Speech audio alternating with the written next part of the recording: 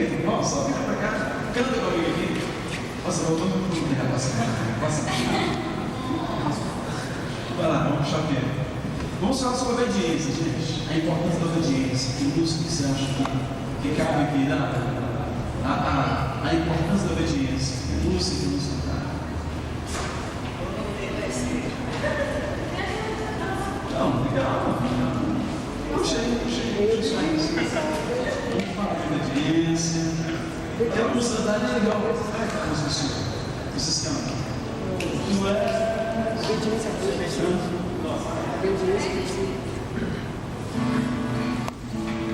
Vamos cantar, gente?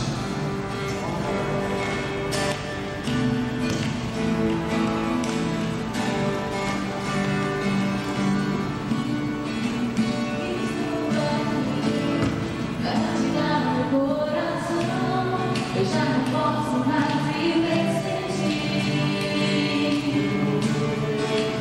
O teu amor está acima do céu. Tua fidelidade chega no Belém. Não posso mais viver longe do teu amor.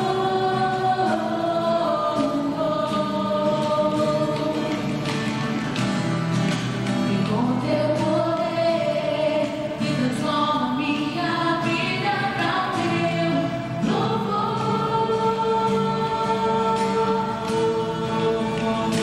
Tu és meu esconderijo, meu escudo, a minha motivação de vida. O grande Jeová, Deus que cura. Eu ponho minha esperança em ti.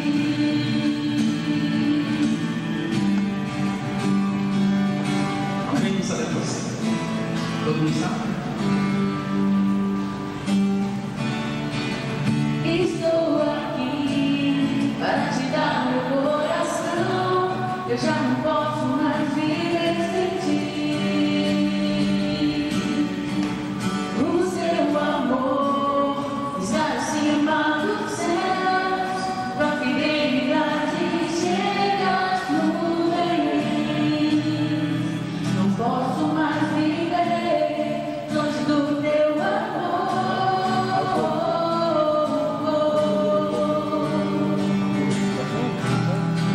Vem com teu poder que transforma minha vida para teu louvor.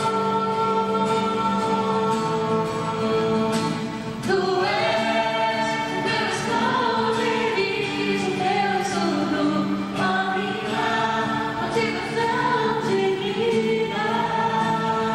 O grande Jeová, Deus que cura. O grande Jeová, Deus que cura. Eu ponho minha esperança em ti. Eu ponho minha esperança em ti. Eu ponho minha esperança em ti.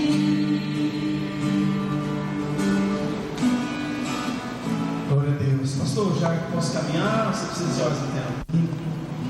Muito difícil de compreender sobre esse assunto, a importância da obediência. Então quero que você ore agora e abençoe o que está perto de você aí. E aí, 30 segundos, que isso é garantia, nossa garantia. Vamos abrir o texto bíblico. De mim a alegria, a salvação. E Deus restituía, porque ele ia de base na submissão.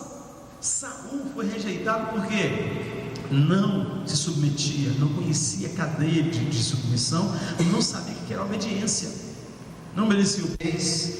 Mas presta atenção, Davi matou a Amalequita, porque a Amalequita ele não compreendeu, ele queria tirar Davi daquilo que conduziu Davi durante 15 anos, submissão. A Amalequita queria que Davi se alegrasse na rebeldia, em matar o líder, em ridicularizar a autoridade, em se dar bem em cima do outro. E tudo que fez Davi prosperar foi porque ele se submeteu. Tudo que fez Davi prosperar foi. Senhor, eu sei que Satanás tem tentado impedir que a gente compreenda, entenda essas coisas. Eu venho pedir então que o Senhor abençoe e guarde o nosso coração, em nome de Jesus. Nos ajuda, Pai querido, a aprender esse segredo e viver em vitória. Eu sei, eu profetizo, segundo a palavra do Senhor, que aqui tem Jó. Queridos, nós falamos sobre um assunto que assim é muito importante na vida da igreja, na vida de cada ser humano. Olha só, o que eu estou tentando, o que eu estou orando, desejando, é desmistificar, tirar o conceito de obediência daquela relação de pai e mãe, sabe, para uma relação de adulto. Às vezes nós achamos e pensamos isso, que a questão da obediência tem a ver com ser menino ou não ser menino, mas nós somos cristãos, temos que compreender então algo além disso. Eu não sou mais menino, faço do meu jeito. Não é isso. Eu tenho meu dinheiro, faço do meu jeito. Eu queria que a gente compreendesse esse conceito, vai para além desse negócio, se o dinheiro é seu ou não, sabe, se você pode ou não pode fazer, compreende? Então olha só, deixa-me fazer uma pergunta. Todo mundo conhece a história de Davi. Davi, menino, na idade da maioria de vocês, foi ungido rei de Israel. Teve sobre ele uma unção, né? Samuel ungiu o rei de Israel. Davi passou 15 anos para ver cumprido na vida dele essa questão. Quando estava quase começando isso, Davi ele recebeu uma notícia que parecia maravilhosa. O rei Saul, que buscava matá-lo, que impedia que a promessa de Deus na vida dele acontecesse, que a promessa era o quê? Você vai ser rei de Israel. Imagina, você vai ser rei de Israel, você vai ser presidente do Brasil? Não, vai ser pastor aqui da igreja, e qualquer coisa assim. Deus tem uma promessa, Deus pronunciou. 15 anos demorando isso, dá para entender isso? Mas olha só, 15 anos depois, um pouco menos de 15 anos depois, alguém chegou para ele e falou assim: Davi, o cara que pegava no seu pé, que comia a sua marmita, que vacalhava o seu esquema, morreu. Saul morreu. O que você ia sentir? Quando se fala assim, seu inimigo foi enterrado. Passa lá, deixa eu ouvi-la. O que você ia sentir? Um alívio. Passa aí, deixa eu ouvir mais um. O que você ia sentir? O seu inimigo morreu. Bom, que bom. Vai passando e segura. Espera aí, segura aí. Imagina que a quem te trouxe a notícia, ele gostava muito de você e ele matou o seu inimigo para você. O que você ia sentir por ele? Alegria, felicidade. Gratidão. O cara matou o inimigo para você. Passa aí, por favor. Mateus, eu quero te ver. Senta lá de cá, com o microfone na mão, passa para cá. Isso aí. Mateus, o que você ia sentir? O sujeito matou o seu inimigo. O que você ia sentir por ele? Eu não sei direito não, mas eu acho que eu ficaria indiferente. Indiferente? Eu estou te perguntando, não sei direito. Eu ficaria indiferente com essa situação. O cara matou o seu inimigo. Mais um que morre. Hein? Mais um que morre. Mais um que morre. Era assim. Então tanto faz, se sua mãe morrer, seu pai morrer, é mais um que morre. Não, deixa eu fazer uma pergunta. Indiferente. Eu não amo. Eu não amo. O cara pegou no seu pé 15 anos. Você está morando no mato, correndo. Você está cheio de. Você não toma banho há 2 meses por causa do sujeito. Não, chega alguém e fala assim: ó, seu nego morreu, eu matei. O que você ia sentir? Não, com a morte dele, questão de tristeza, por ele ter morrido, não ficaria diferente, mas eu teria alívio por mim, que eu poderia ficar mais tranquilo. Ok. Para de me enrolar, não me enrola. Responde, passa o microfone aí. O que você ia sentir, meu amigão? O cara matou o seu inimigo. O que você ia sentir? Você está falando pelo meu inimigo ou pelo cara? Para de se defender, responde a minha pergunta, gente. Vamos conversar. O cara tem 15 anos pegando no seu pé. Alguém chega e fala: ó, seu inimigo morreu, eu o matei. O que você ia sentir? Glória a Jesus. Glória a Deus. Vá com Deus. Eu acho que esse era um sentimento natural, Glória. sabe, em qualquer um de nós. Glória a Deus. Como é que foi? Como é que o cara morreu? Mas alguém sabe o que Davi fez quando o Amalequita veio trazer a notícia que tinha matado Saul, que era o inimigo dele? Passa o microfone, por favor. Sabe o que Davi sentiu? O que Davi fez? Davi é o sujeito que está na roda aqui. O inimigo dele, Saul, morreu. O Amalequita veio trazer a notícia e disse assim: eu matei Saul. Sabe o que Davi fez depois disso? Não sabe? Passa o microfone. Não lê Bíblia. Alguém sabe o que Davi fez? Hã? Fala no microfone. Ele ficou triste e acho que matou. Não fala no microfone. Tem que gravar, tem que falar no microfone. Olha essa narração. Olha, presta atenção. Fala no microfone. Ele ficou triste. Fala no microfone. Ele ficou triste e acho que matou esse mensageiro. Ele matou o mensageiro que trouxe aquela. Já pensou que estranho? Por quê, gente? Presta atenção então.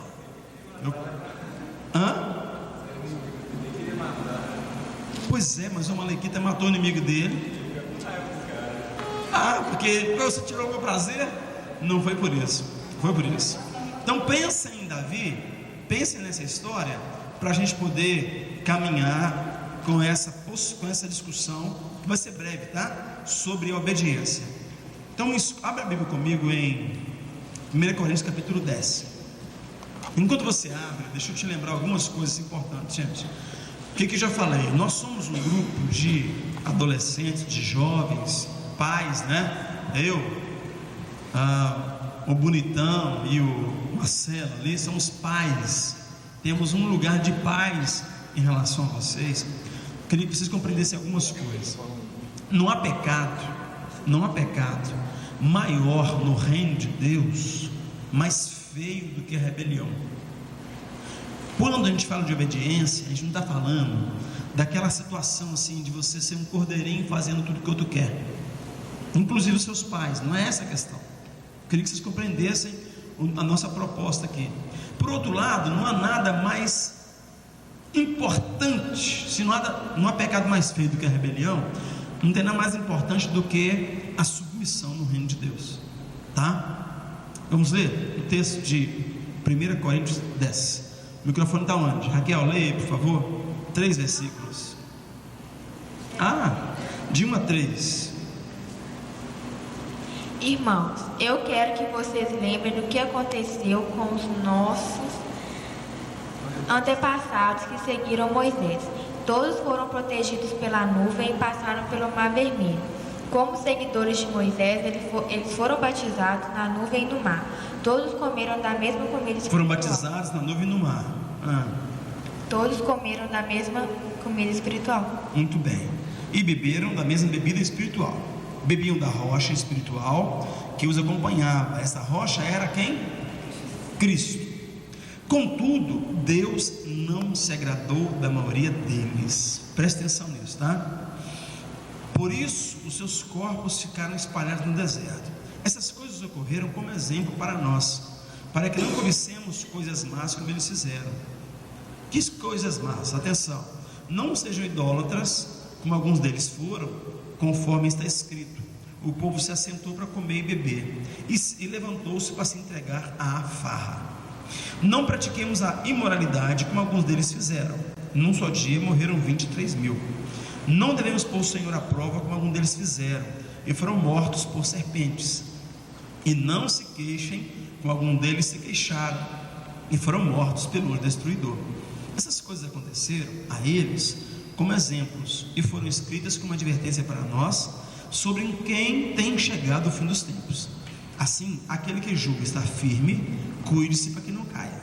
Não sobreveio a vocês tentação que não fosse comum aos homens, que não fosse humana. Deus é fiel, e Ele não permitirá que vocês sejam tentados além do que podem suportar. Mas quando forem tentados, Ele mesmo providenciará um escape para que o possam suportar. Então olha só, ele fala de algumas situações. Ele fala de idolatria, imoralidade, ele fala de murmuração e de desafiar a Deus. Pois bem, nesse semestre inteiro, nesse início, nos últimos 3 meses, nós falamos sobre a bênção da obediência. E falamos e vimos uma história lá, muito perto aqui, quando um sujeito, líder do louvor da igreja do pastor Moisés, levantou-se contra Moisés. Ele buscou todos os grupos que tinha dentro, buscou gente que nem era do louvor, e aí naqueles dias ele levantou-se, teve 3 discípulos, esses 3 discípulos juntaram 250 líderes, e depois disso morreram mais 14.700 pessoas, por causa de uma decisão do coração de um sujeito que estava ali. Então, eu estou querendo que vocês compreendam que a obediência é muito mais do que fazer o que o papai quer e a mamãe quer, tá? Olha só, o texto começa dizendo assim: o povo de Israel foi batizado, todos eles batizados no mesmo mar, e ficaram debaixo da mesma nuvem. Todos eles tiveram o mesmo alimento espiritual, todos eles tiveram a mesma bebida espiritual. A nuvem lá no deserto falava de direção. A nuvem andava, eles andavam também. A nuvem parava, eles paravam também. Lembra disso?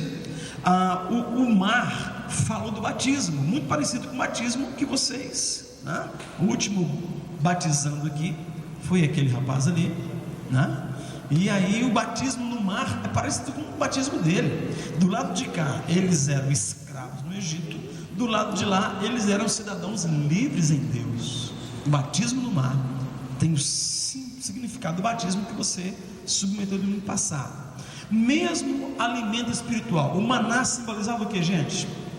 Quem arrisca aí? O maná que caía no deserto simbolizava alimento espiritual, sim, mas o que? A palavra, Cristo, Deus, o que?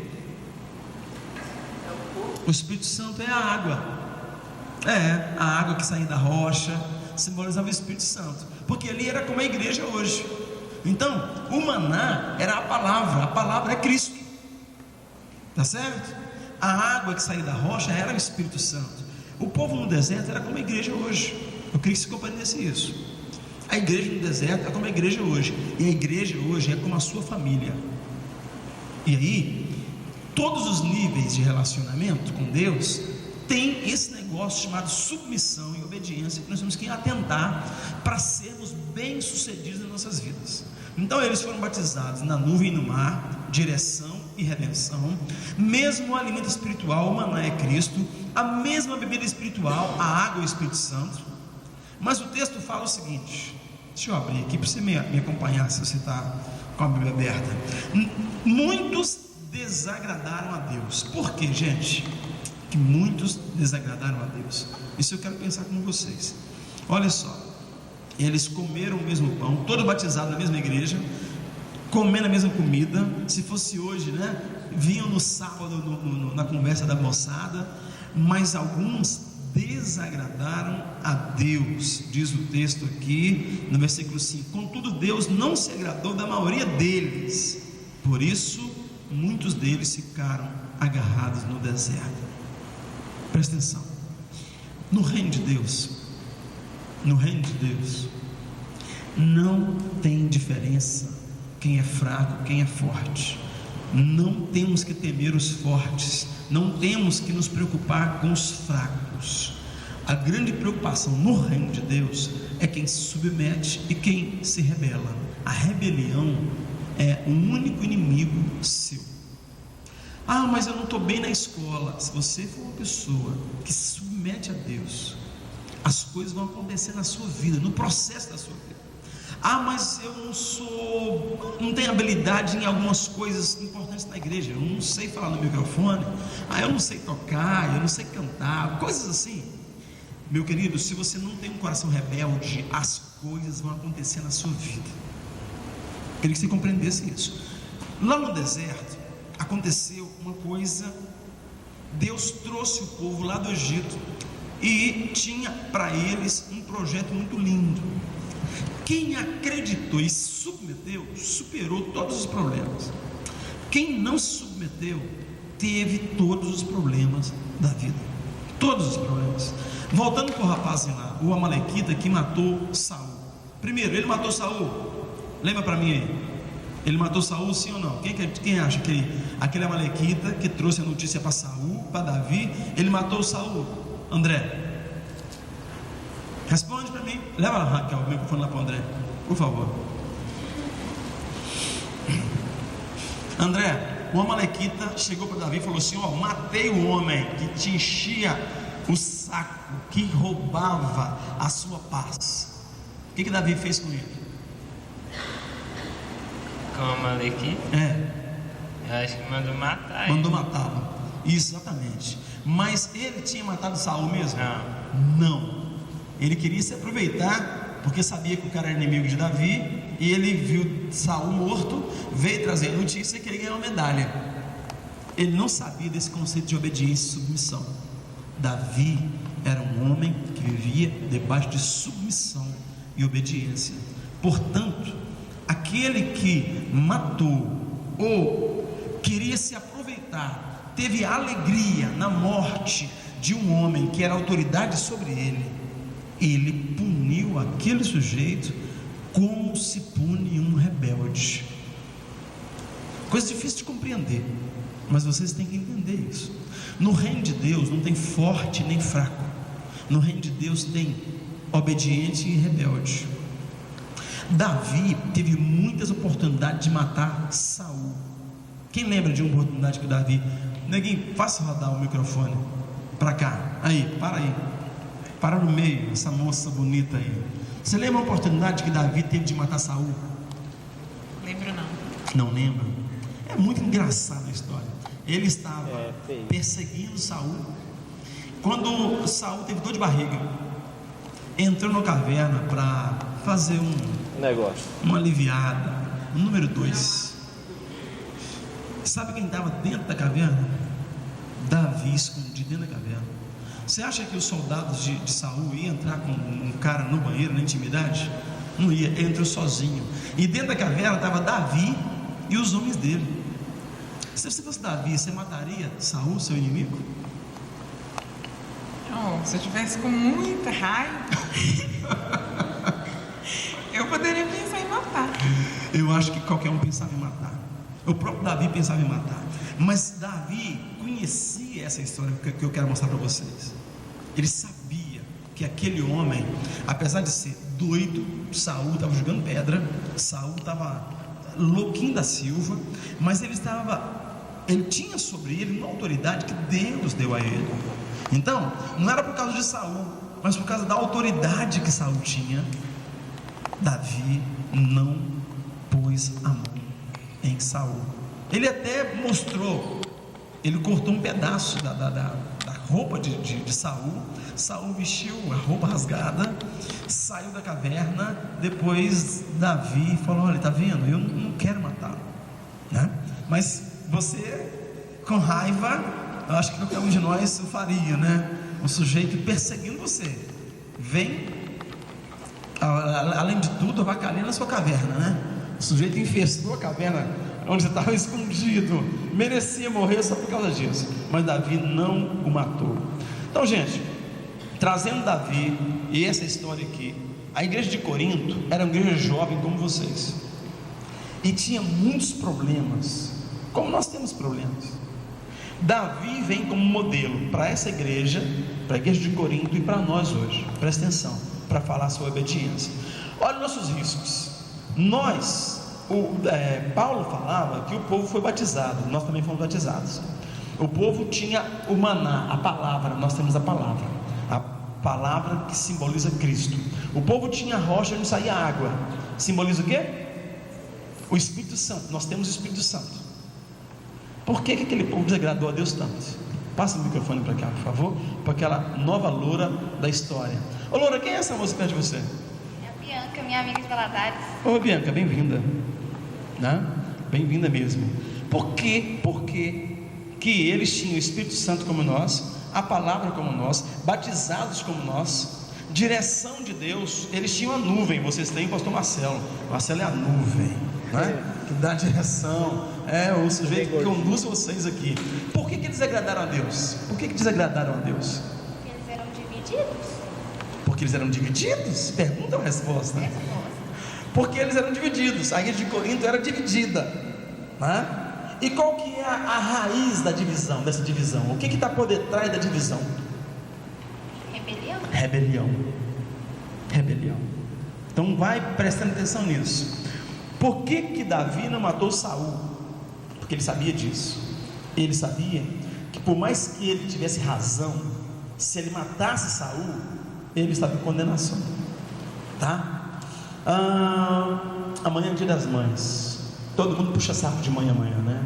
Mamãezinha querida, mãezinha do meu coração. Pois bem, mas quantos aqui já tiveram a oportunidade de xingar, de gritar com a mãe? Oportunidade. Passa o microfone para esse rapaz aqui. Passa o microfone para esse rapaz aqui. Repete essa frase aí. Oportunidade de gritar com a mãe. Vai. Oportunidade eu já tive, eu só não fiz. Por que você não fez? Porque eu sabia que depois o pau ia quebrar mais ainda. Depois o pau ia quebrar mais ainda. Muito bem. Mas gente, ele fez a coisa certa pelo motivo errado. Fez a coisa certa de não gritar com a sua mãe. Davi fez a coisa certa de não matar Saul, mas ele não matou pelo motivo certo. Eu não era crente, cara. Quando não gritamos com a mãe ou com o pai, fazemos a coisa certa pelo motivo errado muitas vezes, né? Não grito com a mãe porque tem medo do pai, vai contar para o pai. Eu não grito com o pai porque ele é bravo. E todos esses motivos são bons para a gente, mas são motivos equivocados ainda. Eu preciso não gritar com a mãe porque ela é uma autoridade constituída sobre a minha vida. E quando eu vejo uma autoridade, essa representatividade de alguma forma representa Deus, sabe? Representa Deus. E muitas vezes o seu pai estava errado, a sua mãe estava errada. Muitas vezes, tenho certeza disso. Eu não estou falando daquela vez que você fez aquela lambança, não. Aquela vez, né? Você ficou caladinho mesmo e tal. Mas aquela vez que você não fez a lambança, seu pai estava errado, sua mãe estava errada, e você não gritou com ele, deveria mesmo não ter gritado, mas porque é uma autoridade, é uma representatividade de Deus na sua vida. E não por aquela pessoa, mas pela autoridade que ela está imbuída, é que nós não devemos gritar com ela. Por isso que Davi não matou Saul e ainda matou o sujeito que matou Saul, que disse que matou Saul, que ele não matou Saul. Ele queria se aproveitar da autoridade, tá? Quando o filho de Noé viu Noé peladão lá, bêbado, ele foi amaldiçoado. Não foi porque ele viu o pai nu, bêbado, foi pela atitude do coração dele, que ele não respeitou exatamente essa questão da autoridade que tinha na vida do pai. Era um chefe da casa, era um sacerdote da casa, era um homem que Deus usou para salvar a humanidade. Naquele momento, mais do que em outros momentos mais difíceis de entender, o pai daquele moço chamado Cão, né? Olha aqui que deu o nome dele, chamado Cão, o pai daquele moço era representatividade espiritual, sem a menor dúvida, tá? Então fiquem atentos com essa questão de autoridade, porque isso faz você vazar lá na frente, cheio de autoridade, cheio de possibilidades e oportunidades, ou para você no meio do caminho. Qual que é o primeiro mandamento com promessa? Passa o microfone para cá, por favor. Pula aí o microfone. Não desliguem o microfone. Qual que é o primeiro mandamento com promessa, Darlene? Respeitar o pai e a mãe. Honra teu pai. Honra teu pai. Na versão linguagem de hoje. Respeitar. Ok, é a mesma coisa. Respeitar o pai e a mãe. Por quê, gente? Porque é o primeiro. Não responder não, responde, Elisete, por quê? Que respeita pai e mãe define vida longa. Chuta, fala aí. Vamos lá. Isso, mandamento com promessa? Mandamento com promessa. Mas por quê? Isso aí é o versículo. Não faz diferença. Eu não sei não, pastor, porque... É o primeiro treino para essa coisa de se relacionar com Deus. É o primeiro treino para você perceber a autoridade, se submeter à autoridade e lá na frente ter autoridade. Por isso que respeitar do pai e mãe é o primeiro mandamento com promessa, porque você está se treinando para ser um sucesso. Porque se você não submete, não honra o pai e a mãe, você não vai submeter e honrar mais ninguém. E você vai ter muitos problemas na sua vida. Problemas de ordem espiritual, você trava. E problemas de ordem comum, você vira um pé no saco da turma, sem perceber, exatamente porque você não aprendeu a honrar a autoridade. E não é o seu pai ou a sua mãe, é a autoridade que está sobre eles na sua vida, representa Deus.